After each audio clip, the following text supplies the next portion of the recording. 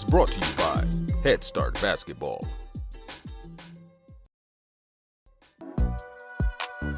Are you or an athlete you know planning to go D3? Check out the D3 recruiting playbook from D3 Direct.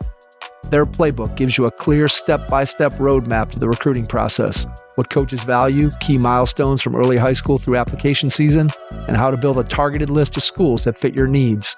The playbook demystifies researching D3 programs and how to stand out without chasing every camp or showcase. The modules cover things like writing emails to coaches, building an effective highlight tape, using social media well, planning camps and visits, and navigating application strategy. You'll get templates, checklists, and an outreach plan to communicate confidently, learn how to compare financial packages, and avoid common missteps. By the end, you'll have a prioritized school list and a decision framework you can use to land your best fit opportunity. Click on the link in the show notes to get your D3 recruiting playbook from D3 Direct. Hi, this is Corey Heights from Prep Athletics, and you're listening to the Hoop Heads podcast. Coaches, you've got a game plan for your team, but do you have one for your money? That's where Wealth for Coaches comes in. Each week, we'll deliver simple, no-fluff financial tips made just for coaches. Whether you're getting paid for camps, training sessions, or a full season, Wealth for Coaches helps you track it, save it, and grow it. It's time to stop guessing and start building. Subscribe now at wealthforcoaches.beehive.com/subscribe and follow us on Twitter @wealthforcoaches for daily money wins. Your money needs a coach. Start with Wealth for Coaches. Hello and welcome to the Hoop Heads podcast. It's Mike Klinzing here without my co-host Jason Sunkel tonight, but I am pleased to welcome back in triple-double or double-double in this case, number 24, Rob Brost, head boys basketball coach at Bolingbrook High School in the state of Illinois. Rob, welcome back. Man, thanks for having me again. 24. It's a crazy number. We're just going to keep piling them up and see what we can do. Maybe we can get to Bam Adebayo at some point, but that's a story for another pod. Ooh, man, 83. One, crazy to score 83. Two, I don't know how far down, Jason and I talked about this on the NBA pod last night, how far down the list of NBA players that if you would have said, hey, somebody's going to score 83, how far down that list is Bam? We said probably at least 75 or 80 guys you'd probably put ahead of him to score 83. It's nuts. So yeah, it's crazy, but good for him. And you can say what you want, but 83 is 83, I guess. And that's right. I know there's a lot of factors, but good for him. You score 83 points in any game at any level. I don't care what you're doing. That is a lot of points. So no doubt about it. Kudos to Bam for that. All right. We're going to dive right into our topics for tonight. So the first one, Rob, that I sent you is one that I've kind of thought about this a lot just in terms of seasons ending, right? As a coach, as a player, I've had lots of seasons end. So I've been in locker rooms where obviously most of the time that season ends with a loss. I've seen it for my kids and asked them, well, hey, what did your coach say to you in the locker room when the game's over, the season's over? You don't know how everybody's going to react. You don't know exactly what the emotional mood of that room is going to be like. So let's just go to maybe in general, do you have a thought process? And then specifically to this season, and maybe you can give people a quick recap of kind of how your season ended too, just to give them some context.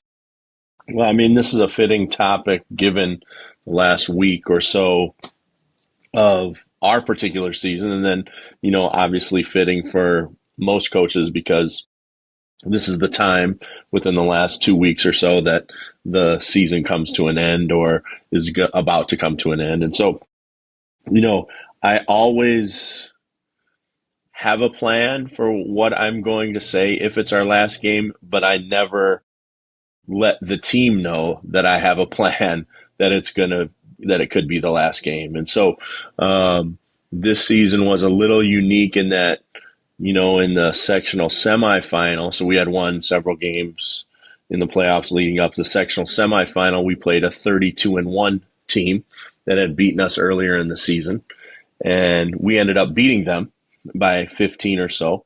But I would say probably we were the underdog, depending on who you ask. And we ended up beating them. And then in the sectional final, we played the number one team in the state, who we gave them their toughest game of the season, but they beat us, and they're playing in the state finals tomorrow. And so those games, both teams had one loss, the teams that we were playing going into those games. So either one of those games could have been our last game, or we could have kept playing. And so you have to be prepared in general for both. But I really try to plan with the team like we're going to win. So, during the regular season, I give the guys kind of a heads up what's coming the week ahead, when we practice, what games we have coming up, what special events there are, where the games will be, just highlights of the thing. And so I do that during the playoffs as well. And so, the day before we played Bennett, who ended up beating us, who is the number one team in the state currently in Illinois, the day before we played them, I said, okay, after Friday's game, we're going to take Saturday off of the court. We're just going to watch film, and then we'll come back Sunday and start preparing for the super sectional, which would have been Monday. And so they all, I just act. I shouldn't say act like we're going to win. I just plan on winning. Obviously, as a coach, you need to be somewhat prepared for the end, depending on how it went, during that game. And so each year is a little bit different with that, and I kind of take it as it comes. And, it depends a little bit how the game went. Not this past week, but last year was a crushing loss, and we got upset, and we didn't play very well.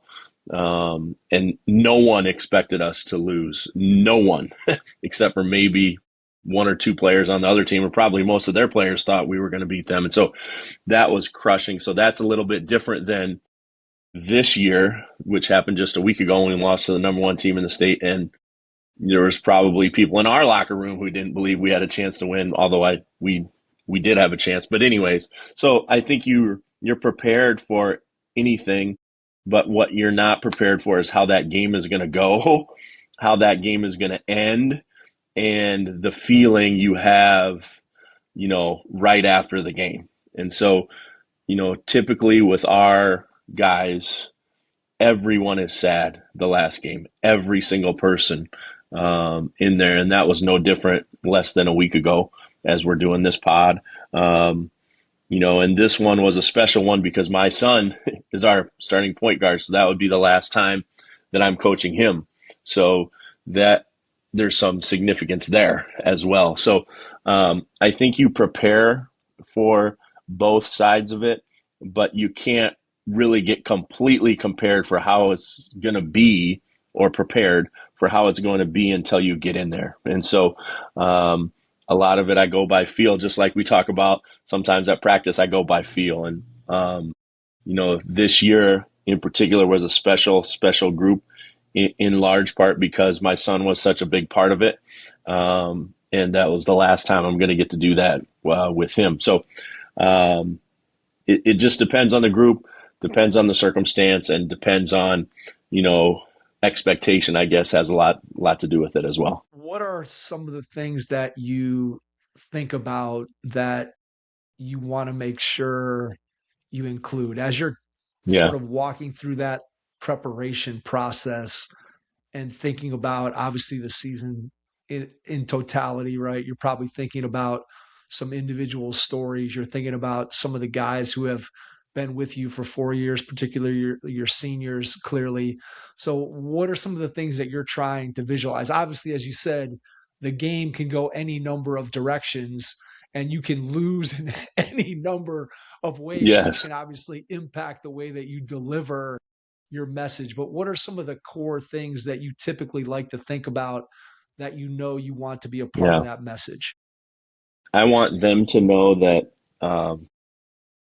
it's not sad because we lost necessarily. It's sad because we won't get to do this, practice, team meals, games, with this group as it's composed right now ever again. That's why it's sad. And I want them to also understand everyone's upset in here because they care so much about the other people that are in here. And so, um, I haven't experienced this much, but in my first year or two, it was just a totally different feeling. Like, okay, the season's over. Turn your stuff in. Let's get out of here. That's not the feeling anymore with any of our teams. And I want them to understand, meaning the players, that they feel the way they do because everyone in that room cares about each other outside of basketball. And the basketball piece is what brings us together. But the reason why you're upset right now isn't because we've lost, because we've lost games before. It's because this group, as it's comprised right now, will never get to do this again.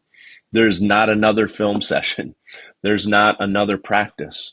There's not another game. You don't get to do this again with this group. And so, and with that, as hitting those points, I also add in a couple things that happened during the year. Like, this doesn't happen with every group.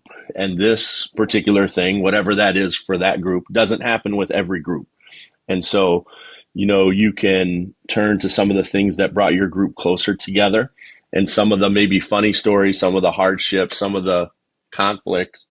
But there again, you got to just read the group and read the feeling. Sometimes it's short, sometimes it's a little bit longer. Sometimes guys jump in. This year, Trey said, "Can I say a few words before we leave?" And everyone's crying and, those things. And then he spoke for, a couple minutes. And so, we've had that happen before. Sometimes the assistants go for a long time. Sometimes they don't. So, you just have to read the group and read the situation, I guess, more than anything. But the one thing that I really, really try to get them to understand, and that's just not after the last game, but that basketball is what brings us together. But now we're stuck with each other. Like, this is a lifelong deal. And you wouldn't be upset about this if you didn't care about the people that are in here. And a lot of times it's hard for 16 and 17-year-olds, and quite frankly, for adult men as well, to admit that they love the people that are in the room. And so that's what I want them to get. And, our pregame, no matter what game it is, the first game, the last game, we talk about at the end, we talk about playing hard, playing smart, playing together. And then the last thing I have is the word love, and it's circled. And we talk about loving each other no matter what happens. Win, lose, get a technical, lose the game, whatever happens, we're going to love each other. And if you're not willing to do that and willing to accept that, then you shouldn't be in this room.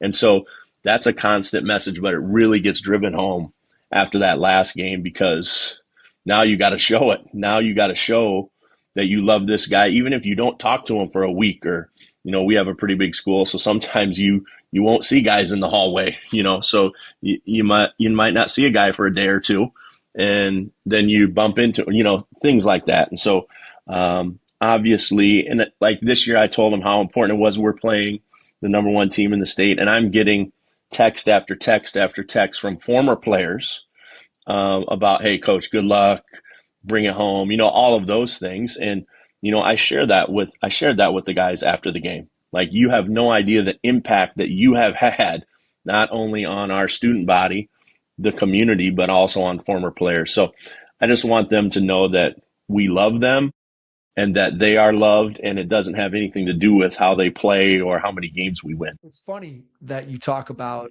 again, the fact that it's the last time, right? We're all going to be in this room together as a team. And then once you leave that locker room for that last time, you're used to, in the rhythm of the season, seeing everybody every day, right? Your school ends and you're going to practice. And like you said, when you're in a big school, you don't see everybody every day in the hallways, or you don't have class, or you're in a different grade than them, and whatever. And my daughter's team, when they lost their final game, and obviously, again, everybody's upset. They're in the locker room for a long time, and people come out and there's tears, and you're talking to them and whatever.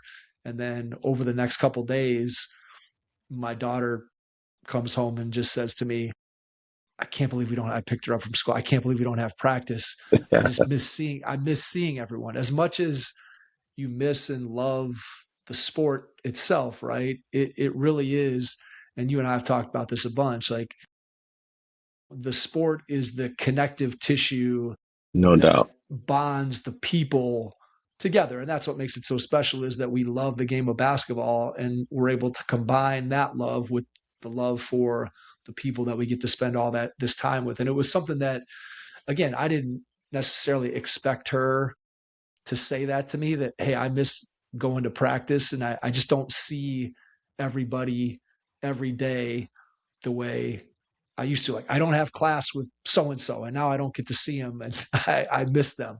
And that's again just a testament to what power sports and a team and a locker room that you don't really get that anywhere else. And to me, that's what, when you think about the lessons that you're trying to impart through sports or the lessons that you want your kids to learn or you want your players to learn, is that there's a connectivity that goes with the adversity and the resilience and the challenge that a season and being a team presents that is going to continue to carry with you throughout your life. And I think that that's the kind of message that you're trying to send at the end when everybody's upset and there's only so much you can say, but to focus on the people part of it, I think is really critical. And it sounds like that's what you're trying to do. I mean, that's what we attempt to do, regardless of if it's the first game, the last game. But it's of real focus when it's the last game, like an emphasis. And so, it's hard. It's always hard. And so, but that's why you do it, because if it was easy, then everyone would just do it and everyone would just win all the time. That's what makes it hard. We talk about just little things like tomorrow, whenever tomorrow is, you need to go to class and you need to be on time and you can't just pack it in, because that's not the type of people that we are. We can't be that type of people. And, if you want to be that type of person, that's fine. You can do it, but you just can't be a part of this then. And so, we talk about those things all the time as well, like especially after a tough loss or, you're not feeling exactly great. We're not going to sleep in and take a half day tomorrow and just so you can come to practice. We're going to go to all of our class. And it sounds like, well, of course you're going to go to, but it's human nature. It's the way that humans are built. So anybody that tells me, well, we don't have those issues, yes, you do. You do, because that's how humans behave and that's how people feel after things get really hard. And so, that was one of the things. And it was certainly gut wrenching, after this loss here less than a week ago. But one of the things I said, like, now you can't lose your mind. When you get out of here, you gotta go to class. You still got to be polite to your parents. You got to be nice to your sister. You got to go to your classes on time. You got to turn in your, just things like that. And so, I think the head coach and the coaching staff kind of set the tone for that. Like, I'm going to be at school the next day, period. Like, I'm not gonna do that. And so, it starts with the coaches, obviously, but then it trickles down all the way to your best players and then, the whole squad. So, I just hope they know, and I'm confident that they do, that I love them regardless. It doesn't matter how they play, if they play, or how well they play. And then I'm going to love them exactly the same. And, hopefully that gets reciprocated too, but I'm dealing with, 16 and 17-year-olds. And so that might not get reciprocated, and that's okay. And that's just this part of the deal. Being said, going to school the day after a loss, Rob, that's the worst, man. That is the worst. It's really hard. Now, luckily our last loss was on a Friday. So we didn't have school until Monday, but when we left the court, I remember this almost like if we won, we lost. But when we were walking off the court, the ovation it was sold out. The game was sold out, a day and a half before. Our crowd, I mean, it was deafening. The clapping and the yelling and the screaming and all the things. And we had just lost. And just that alone lifts you up and makes you realize how special it is when you just lost and your whole 2,000 people that are there for you are just clapping like there's no tomorrow, praising how we played and how well we played and what kind of season we had. And so that made a huge difference to the tone of my delivery in the post game as well, because they heard that, they could see that, they could hear it, and most of all, they could feel it. And so that's the thing that's the most critical, is you feel a certain way.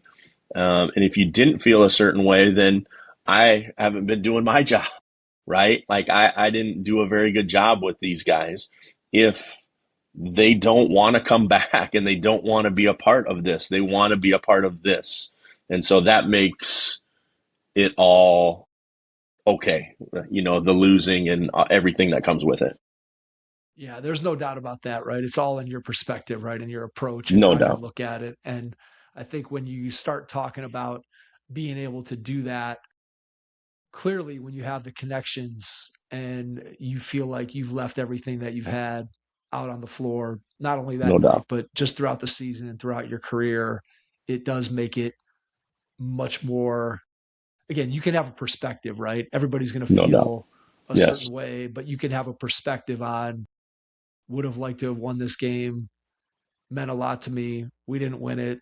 I can bounce back. There's still good things Yes. ahead for our team, me as an individual, you as a coach, whatever it may be. So I think that, again, it's a difficult spot to be in. But as you said, almost every coach in America at every level of basketball, there are relatively few that get to end their season with Yes. a happy congratulatory speech that we've just won a Yeah. state title or a Right. tournament championship or a national championship or whatever it is. Most of us have to make the opposite speech and to be able to think about it. And I was just curious again to get your perspective on if you thought about it beforehand very much, or was it more just a spur of the moments thing? So it's kind of I obviously definitely think about it. I definitely think yeah, about it, but I don't give any indication to the team that I'm thinking about correct, it. correct, And so, correct. Yeah, when you sit in my seat, you got to kind of prepare for just about anything, and nothing really for sure. surprises me anymore. And how we play and how we win or lose. I mean, it's crazy. I've seen myriads of different things happen. So, anyways, you definitely think about it for sure. Yeah, it's the idea of visualizing, right? Trying to put yourself in the situation so that you know how to react best to be able to give your team and your kids what they need in the moment. No And in doubt. order to be able to do Yep. that, it's much better to be proactive than reactionary. You're going to get a lot better result when you're proactive without question. So that No kind of doubt. leads to topic number 2, which also relates to season end, and that is, once your season is over, what is your process for reviewing the season? How long do you sort of step away before you revisit? Do you immediately revisit and then step away? What are some of the things that you're looking at as the season ends? Just kind of give me your process for going through and reviewing a season. Yep. I try to take, and I was just describing this to one of our football coaches, assistant football coaches today. So, for example, this week I tried to not do any Raider basketball. Because I like watching basketball, and I still come home and I've got it on and I'm watching former players. Tyler Cochran tonight had 33 for Rhode Island. He's one of my former Nice. players. So, of course, I love watching that. Michael from Missouri State, he's one of my former players. He had 31 last night. So, like, that brings me joy. So, I'm not shutting down basketball in totality, but I try to take about a week where there's no Raider basketball. I mean, not no Raider basketball. Obviously, if a player comes to me with an issue or somebody wants to talk, obviously I'm not going to say, no, this is my shutdown week. But, this week I've done no real preparation for anything. I haven't started planning the banquet. I haven't, thought about summer leagues. I haven't thought about any of that stuff. But come Monday, I will jump right into that. Assistant evaluations, postseason meetings, what our spring is going to look like, what our summer schedule looks like, all the things that come with being a head coach at a school of my size with the success that we've had, all of that. And so I try to decompress from it a little bit, but I'm already getting a little anxious, like, hey, maybe I should start on those assistant coach evaluations. But I don't. I thought about that today in my office, like, hey, I'm not really doing much right this moment. Why don't I just, and I didn't do it because I make myself just not do it, if that makes sense. And so I try to take about a week usually, and then right back to normalcy, I guess you would say.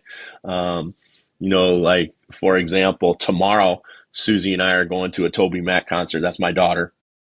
That's one of the things we do. We're driving to Milwaukee and doing that. So I'm spending the day with her, and there's basketball on all day tomorrow. And I'm not going to be watching any. I'm just going to spend the day with her, go to that concert, and off we go. So, it's the first thing I do is try to decompress just a little bit as much as I can. And then it's right back into it. Like I said, we're planning the banquet, assistant evaluations, postseason meetings with all the guys, improvement plans for all of them, what the workouts are going to look like, what all the things are going to look like as we move forward, what summer events are we playing in, the schedule for next year. I had two guys call me today inviting us to playing events, and I said, can you please just call me back on Monday? I haven't even looked at the calendar, nothing. So, it'll get fired back up first thing on Monday, and then I'll jump right back in and start it all up again. So would you say more of what you're thinking about is looking forward as opposed to looking back, or how much looking back Yes. do you do in terms of thinking about, hey, we did this, or here's what worked, here's what didn't work? At this point, with as long as Yeah. you've been there, it's probably more looking forward, right? Because you kind of Yes. have figured out what the process is. I don't look back very much. Obviously, there's things I would have done different. Like, a couple coaches called me that are playing the number one team in the state here coming up. And what would you do? And I would tell them, I told them what I would do different, especially the last 4 or 5 minutes where I thought the game was kind of still in doubt. And I told them but their team is way different than my team, so it's a lot of times those things are, you say what you would do with your team, but then the other guy doesn't have your team. He has his own team. And so, I don't look back very much. I just don't. And especially this year, I'll do even less because, to be quite honest, I get a little emotional when I think about the Trey stuff and all of the things and all of the time and all of the work that he put in, and that we're not going to do it again together like that. And so I try to just move it forward and be where my feet are, if that makes sense. And so I don't do a lot of looking back. Obviously, we're going to evaluate the season. And when I talk to players, part of the season is going to come up, and we might even watch some film with one or two of them about this and what they can do and all of those things. But it won't be game specific or anything like that. It'll just be individualized to the player. And so I try to just move it forward as best we can. Especially this year, we had overall really an outstanding year with the Hawaii trip and all the things that we got to do and all the things we accomplished and the individual things that our guys are getting honors with today. We got 3 guys named All-State today. So, those things come with it when you do it the right way, right? And so I try to just mostly look forward, if that makes sense. It does. And I think when, like I said, you have a program that has had as much success as you've been able to have, it's not like you're in your first year where you're looking back and Yeah, saying, okay, what do we have to do in order to change this process or figure this particular routine out? Those things have all kind of been yes, ironed out to this point. And maybe there's one or two small tweaks that you might look at based on personnel or personalities or whatever it might yes, no be. doubt. But for the most part, again, completely makes sense why you would be looking forward and looking ahead to what you need to do with your guys that are returning to continue to build on the success that you've had. So I think that completely makes sense. All right. Topic number 3. And as you said before, we jumped on here. It's an interesting one because you've had some discussions around this topic. And I know that a couple years ago when my son was in this position of having played out his senior Yeah. year and then for however many number of years, 8 years or so, your season ends and then you go play AAU basketball in the spring. And when you're a high school player, you go and play in July and that's your basketball and you're able to Yeah. find obviously competition in that area. And now all of a sudden, here you are as a senior, you graduated, you're on your way to play college basketball, and there's nowhere, quote, official for you to be able to play. So Yes, what have it what have you is. guys talked what have you guys talked about? What's the plan? What have you figured out? What advice have people been giving Well, you? I'm just curious what you've come up with. I don't know if I figured any of it out, but it is. My wife and I were talking about this yesterday. It's bizarre because our season ended, and then I see all these things like Elevate. That's the top one of the top Under Armour programs. They started their practices and their workouts this week for anybody that's not playing, still playing, whatever. And so I said, we don't have to drive. We don't have to go there, and it's an hour each way, of course, and they practice the late slot because they're the oldest. So like we don't have to get home at 11:30 p.m. twice a week or three times a week. We don't have to do that anymore. And so it is a kind of a weird feeling. We're not planning our trips to Atlanta and Ohio and Indianapolis and Kansas City and LA and all the places. And so, but then it brings up the reality of it, like what is best for Trey and what's going to prepare him the best for when he gets to Michigan Tech. And so, he's taking this whole week completely off. Like I'm actually proud of him for this. He hasn't worked out, touched the basketball, nothing. No weights, no anything. He's done some stretching and a little bit of that, but not much. But then on Monday, here he's going to start. So, one of the things I'm concerned about, and maybe I can even ask you, like, I think he's going to get plenty of time in the weight room and plenty of time in individual skill work with the trainer and plenty of shots up. But I'm a little concerned, he's a point guard, so he has to get some game flow, because he's a point guard. And Right. you don't get that unless you play. And so, I'm a little nervous isn't the right word, but I don't know how to handle a couple pieces with that. And the main one is how does he get some game action in, like at least once a week?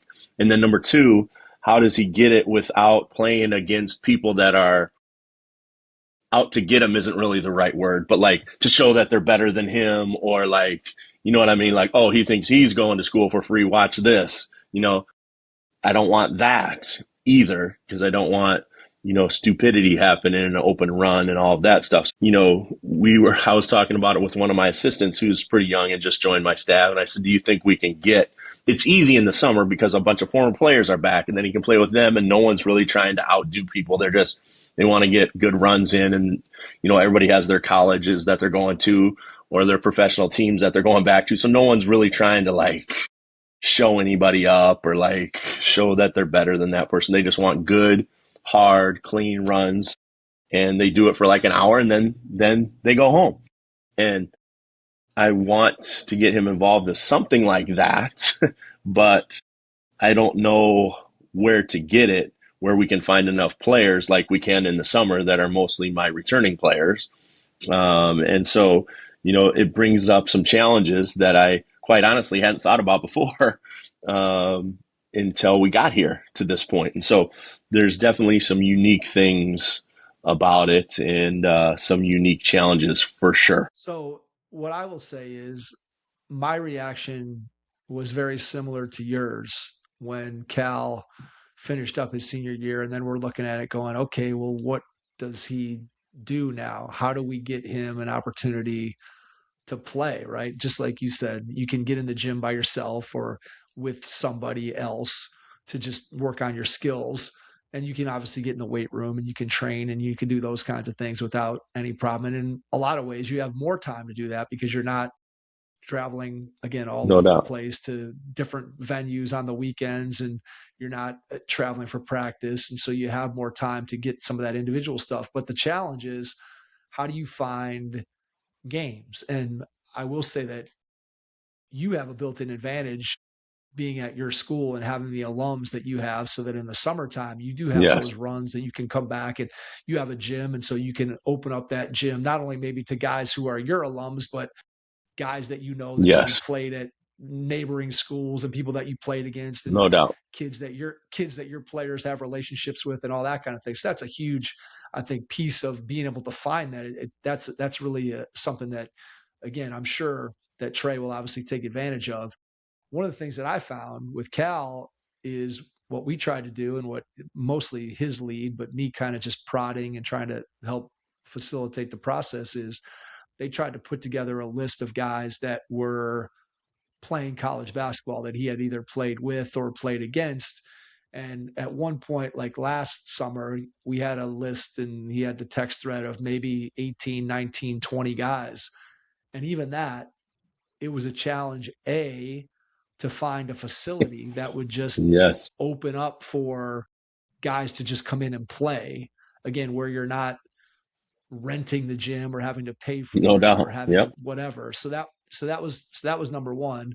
And then number two, you would think with 18, 19, 20 guys who are all either playing or in that case we're about to play college basketball, like to me, it just seems like guys would be jumping at any moment to be able to try to find a game with other competitive players Yes. and would want to play. But to try to find a time and a location Yes. where you could get enough guys to be able to actually show up and play, it turned out to be a challenge. So like Yes. last summer, which would have been after his freshman year in college, I think out of that text chain, they maybe played over the course of the entire summer 4 or 5 times, where they got together and they were able to scrounge together 10 or 12 or whatever it was.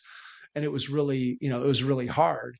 And, you think about it and you're just like, one, to me, the idea of there's a game that is going to be competitive and it's going to be other dudes that can play and it's a real game and whatever that I can Yeah. show up for.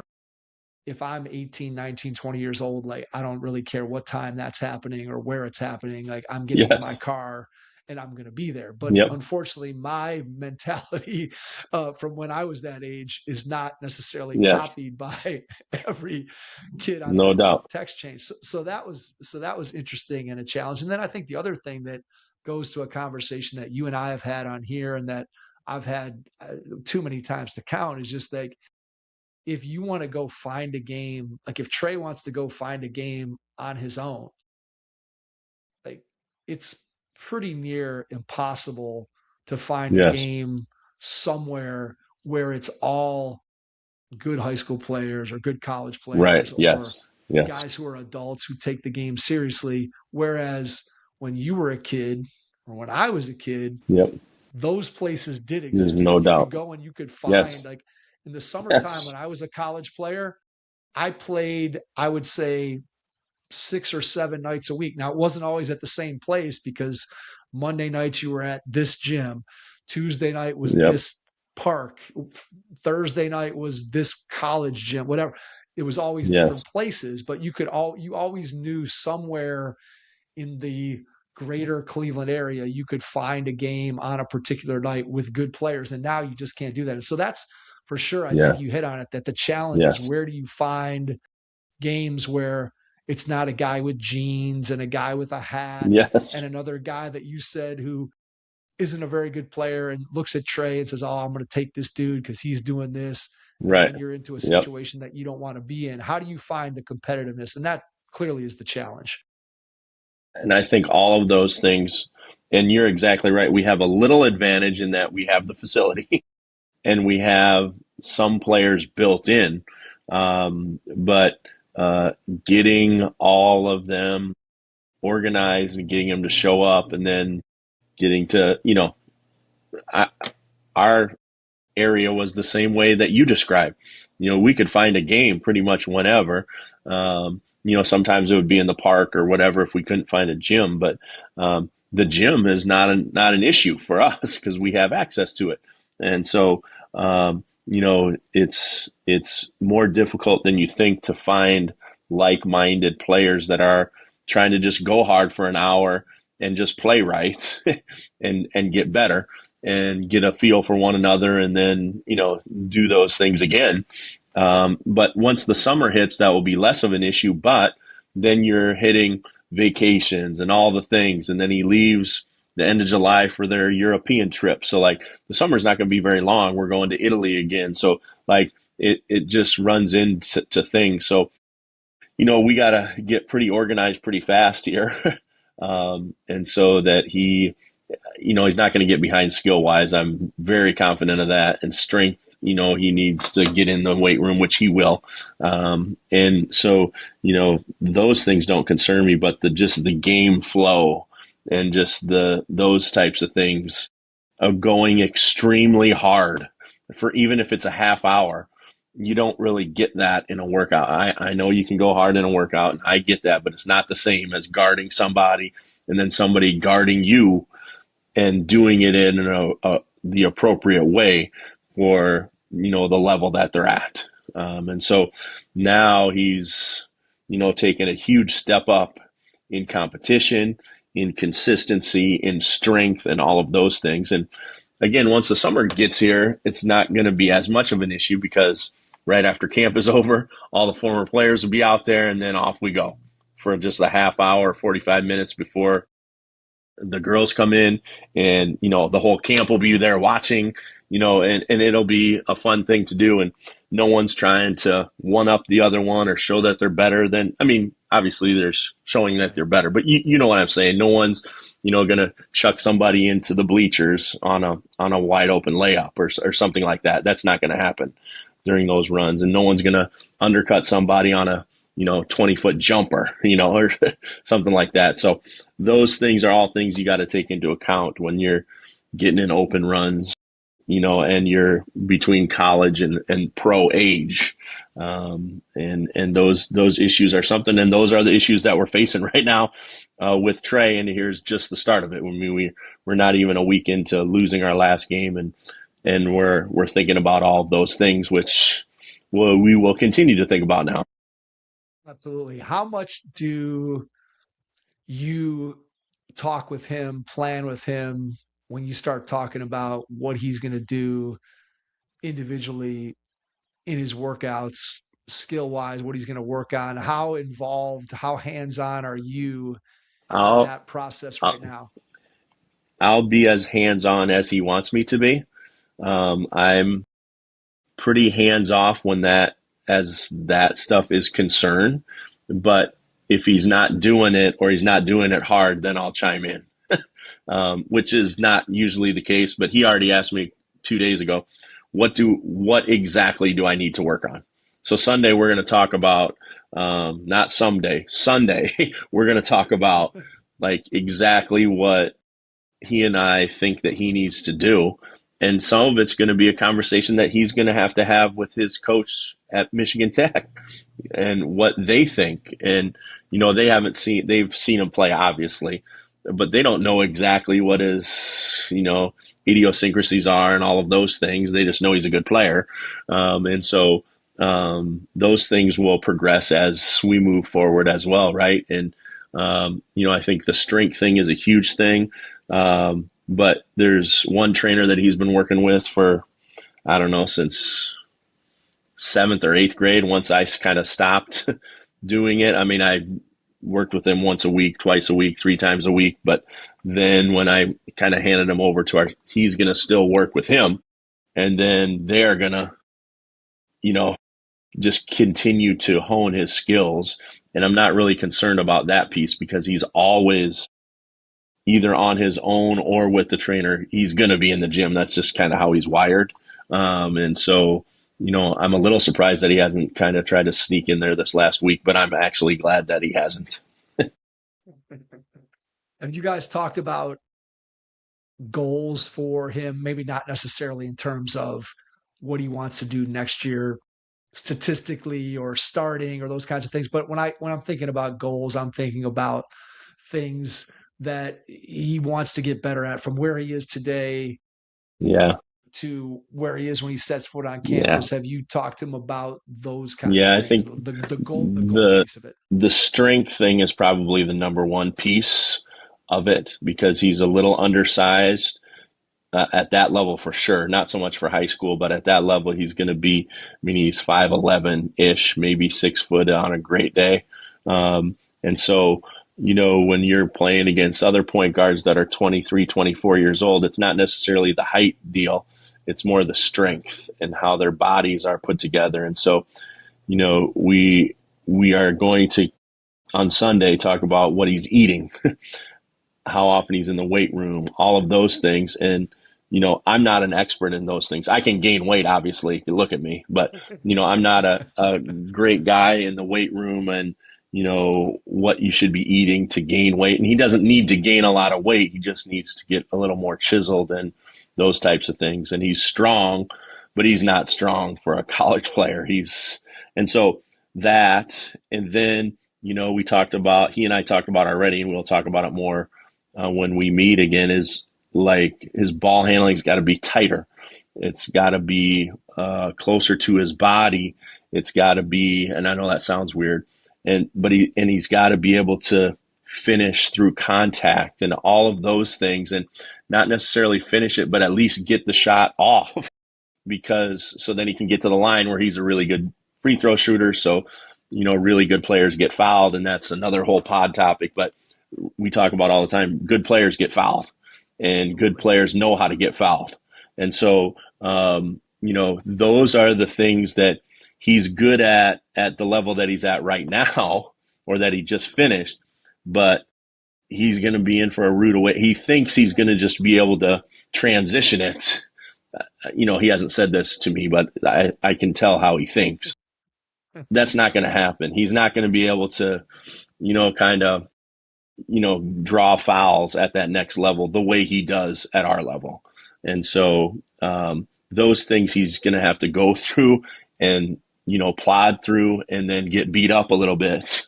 And the first several workouts when he gets there are going to be really, really hard. And the first weight sessions, he's going to be really, really sore, even though he's been lifting weights and doing all the things. You know how it is. It's just going to be an adjustment. And I said, no scholarship player that's already there is going to allow a freshman scholarship player to come in and just take their spot. That's not how it works. And they're going to be out to prove to you that you can't do that from the day you step foot in there, and that you'll be great teammates and you'll be friends and all the things. And I'm not saying that. I'm just saying when it gets right down to it, they don't want you to come in and play, meaning the players. And so I don't know if he's quite ready for that piece of it. And these are grown men, and they don't care who Trey Brost is, or that you're from Bolingbrook, or that you won 4 region titles and you're the only player in the school's history to do that. They don't care, and nor should they, especially at the beginning. So, I think that's going to be an adjustment. So I think as much as I can prepare him for that, but he's never going to be fully prepared. He's just going to have to do it. He's going to have to go through it. And I don't know how, you never know how a kid is going to react until they go through it. And so, preparing him for that, strength-wise, tightening his handle, his ability to make difficult shots isn't the right word, but shots that aren't just catch-shoot threes, shots that are a little bit off balance, shots where he has to lean back just a little bit to get them off, because he's going to have the ball in his hands as that clock's going down so many times. Ability to make pocket passes and, even unique things like behind the back passes and those types of things. So those are all things that he's going to have to work on and practice so that when he gets there, it's not the first time that he does them. And these are all kind of things we've been doing, but we haven't done them in a workout fashion since November, really, because we've just been working on shooting and ball handling and just maintenance stuff for the last 6 months or so. So now we're back to hey, where am I going to make these big jumps in my game? And so much of his game and any point guard's game is decision making, right? And so that you can only get with the up and down action that we were talking about earlier. So we got to get them a little bit of that too. So I don't want to bore people with the Trey Brost plan of how he's going to get better, but it's just a unique challenge because every player is different, every situation is different, and he's going to have to navigate all of that. And for the first time, without me being anywhere close to being there, and I'm not. I mean, he could call me obviously, but I'm not gonna. I'm not talking to the coach. I'm not doing any of that. Like that is the last thing from my mind. So he's going to have to navigate through all of those things, and if he plays or if he doesn't play, that's going to be up to him. It'll be strange for you that you won't see practice. So you'll have these Yes. conversations with him, right? And you'll see Yes. games, and then you'll have conversations with them, but you won't be able to visualize in your mind the practice setting, which obviously you've had the advantage of being able to see him in practice every day when Right. you're having conversations with them. Yes. So that is definitely one thing. And not that I saw Cal's practices during high school, because I didn't. And Right. then when you're in college, you only see the games, you don't see the practices. So I'm hearing and talking to No him doubt. about practice and things that he's doing well or things that he needs to work on.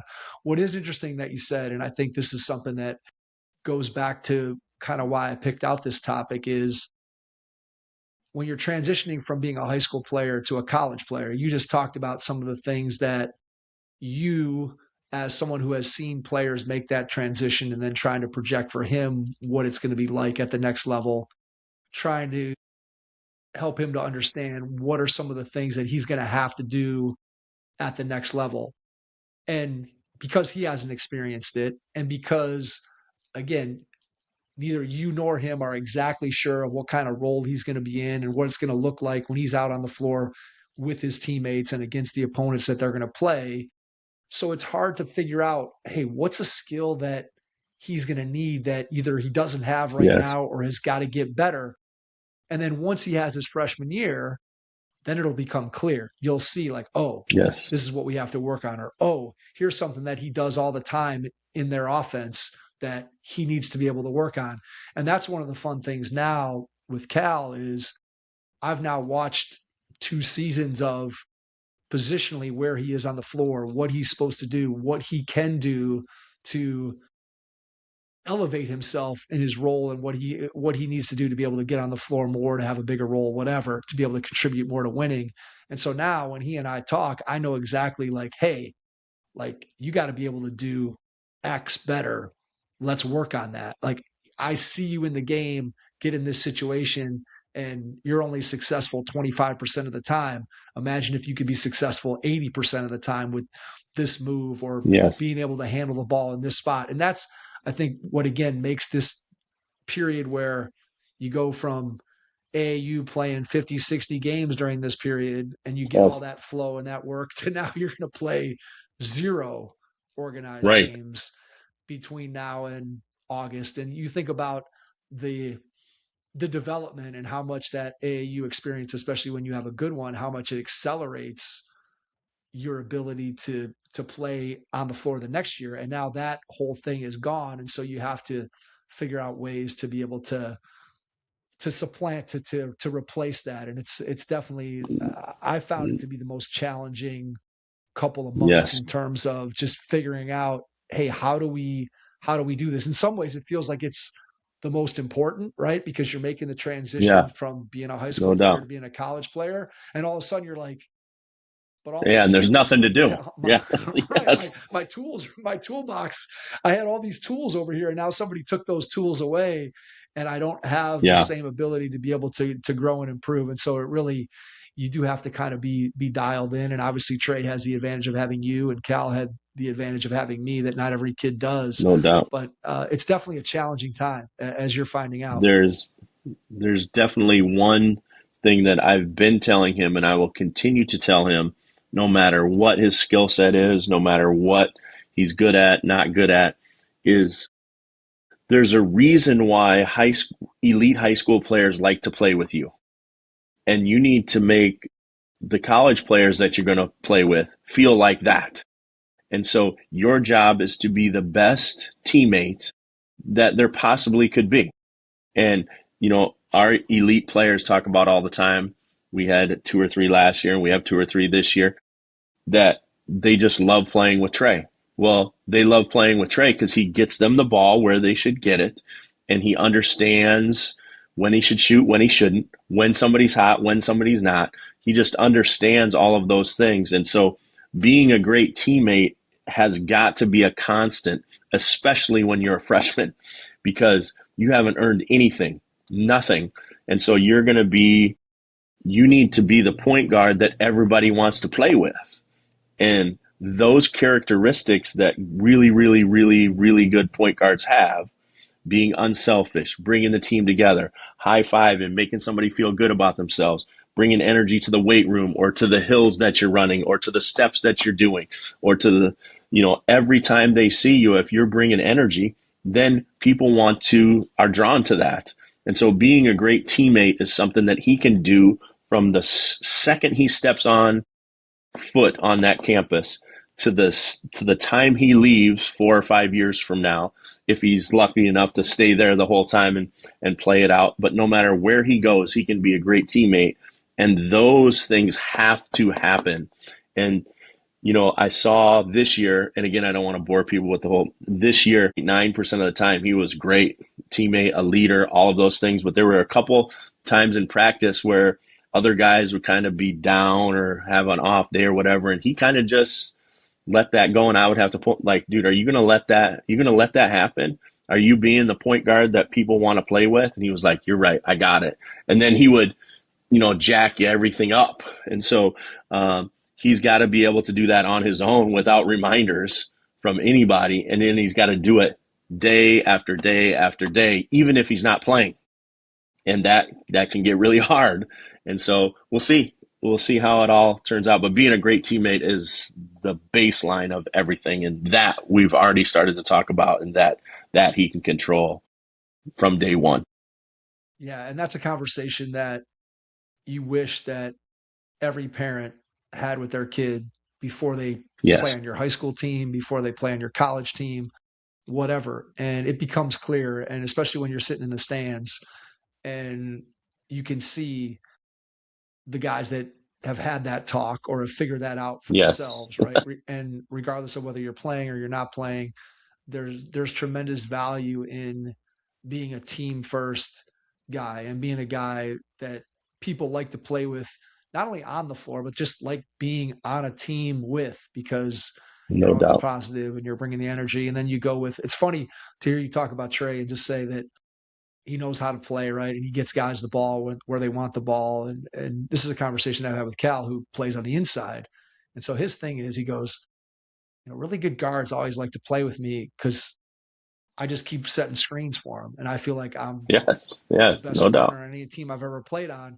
And so I get guys open shots, and I may not be the most talented scorer on the floor, but when guys play with me, they get open shots because I'm physical and I hit people and I screen and do all. And so it's sort of the same thing, right? There's an unselfishness to that guys want to play with somebody who's going to get them the ball, or guys want to play with somebody who's going to set a physical screen so that they can get open. And it all comes back to, again, what is the game about, right? Why are we playing the game?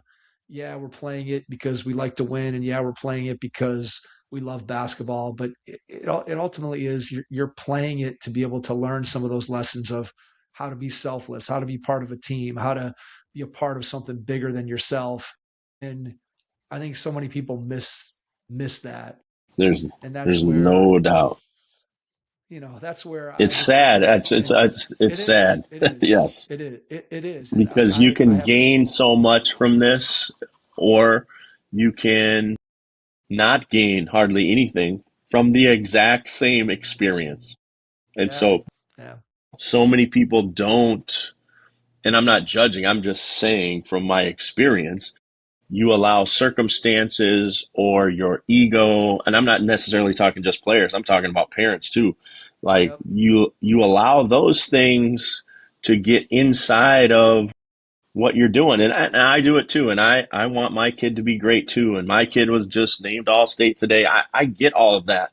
But my kid is probably one of the least talented, and I know this is going on public airways, of all the kids that were on that all-state team as far as just talent. He's a great teammate. He brings great enthusiasm to the floor, and then he understands what to do and when to do it. That's why he got voted on to that, because of the way he carries himself and all of those things. I mean, 6-foot point guard that averaged 9 points a game, that's not going to make too many all-state teams. Well, this one did. So, it's just unique all the way around, and I'm just glad and proud of him, and we'll see how it goes from here.